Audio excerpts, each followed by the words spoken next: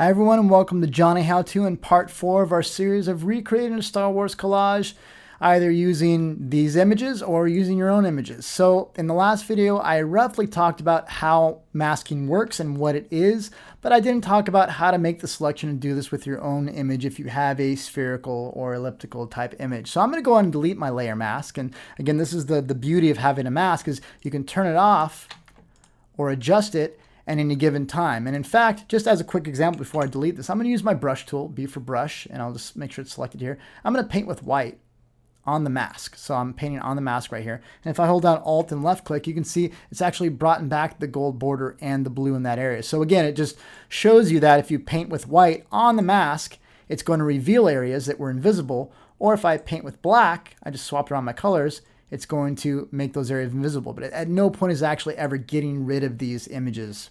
So I'm going to go ahead and delete this layer mask so we can make a selection for a spherical or elliptical type object together. So I'm going to right click and say delete layer mask. And now I have the whole plate back. Let me talk about how I made the selection earlier because I just kind of jumped through it really quickly. So I'm going to go ahead and with my selection tool up here, I'm going to left click and hold down and make sure I have my elliptical marquee tool selected. Let's talk about how I made this. So if I just left click and drag, I'm going to make an ellipse of some sort. And if I left click and drag more to the right, it's going to be a bigger one. Downward, it's going to be a taller one. But I want a perfect circle. This plate's perfectly circular, so I want to go ahead and do that. So I could try and go, okay, well, I'm going to try and, no. It could real pain to try and get it to be perfect. So one thing you can do, if you know you want a perfect circle, I'm just left clicking and dragging right now. To hold down Shift, now it's going to be a perfect circle. As I left click and drag, it's going to constrain the proportions to keep it a perfect circle. The problem is, though, it's not centered up the way that I want.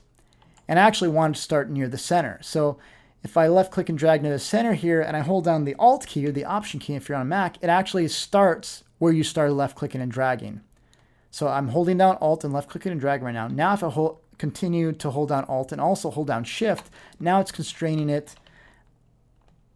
to be a perfect circle as well. So now I can go ahead and having it going out from roughly the center, and it's a perfect circle. And now I know I'm holding out a lot of modifier keys, but if I wanted to go ahead and try and move this to fix the offset that's off right now, if I hold down the space bar as well, so now I'm going to be holding down Shift, Alt, and space bar.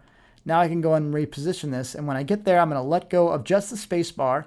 Now I can continue to scale that, hold down space bar again, and I can get it centered exactly the way that I want. Now when I'm all done, I let go of the left mouse button before I let go of the modifier keys. And now, so I let go of the mouse. I have these marchionettes. Now I let go of the modifier keys. And now I have this circle, perfect circle that's centered nicely around my image. So that's the way that I made that circle in that earlier step that I did. I just did it kind of fast. So let me go ahead and quickly mask this again, and we'll move on our way to the next image. So I'm going to go and select a mask with this. I'm going to go and add a mask or select a mask. So go ahead and select the mask. And you can see this is nice and sharp, which I don't want. I'll go ahead and use one of these guys. You might find different ones useful. I'll do overlay. So what's red is going to be dropped out. I'll go ahead and feather this image. I'll view it on black so I can actually see how much of the gold border I'm keeping. Remember, I can see the black because I have the opacity turned up. So I'll go ahead and shift the edge inwards or outwards. But in this case, I'm going to do inwards and just keep that for the most part. Okay, so I'll go and click on OK. And I haven't masked this yet, so there's no secondary icon like we talked about in the last video. So go and click on the Add Layer Mask button, and it's actually going to add the mask with that softness that I had set up. So that's basically what I'd done in the last step. And let's go ahead and talk about the last thing probably we should do here is we should definitely be saving our work along the way quite often. So I'm going to go New, Folder. I'm going to go ahead and just say Photoshop Files. And I'm just going to save it to here. And you can save wherever you want, to your desktop, wherever. But I'm going to go up to File, Save As. I'm just going to paste it in here for now.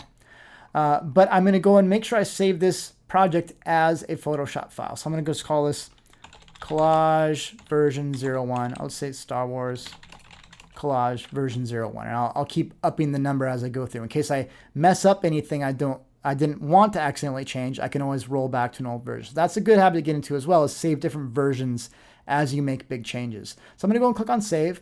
I'm going to get a pop-up saying, hey, do you want to maximize compatibility? Basically, this is what this is meaning is if you were to open this up into in an older version of Photoshop, if you uncheck this it actually might not open up. There might be features they build into the newer version of Photoshop or newer versions in the future that aren't compatible with older ones. When you keep this box checked and you don't uncheck it, it's going to try and maintain the compatibility with older versions. The file sizes can get a little bit bigger, but overall, I think it's probably worth it. So I would usually always do that. So I'm going to click OK. And now I have saved in that folder, I have my Star Wars collage version 1. You see it's not too big of a file, but that'll get bigger as we add more imagery.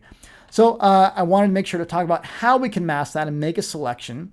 And I think that'll do it for that video. I don't want these to be too long. I want these to be nice and to the point on specific features, and we'll just continue to work our way through. So thank you for watching this part of the video, and I'll see you in the next one.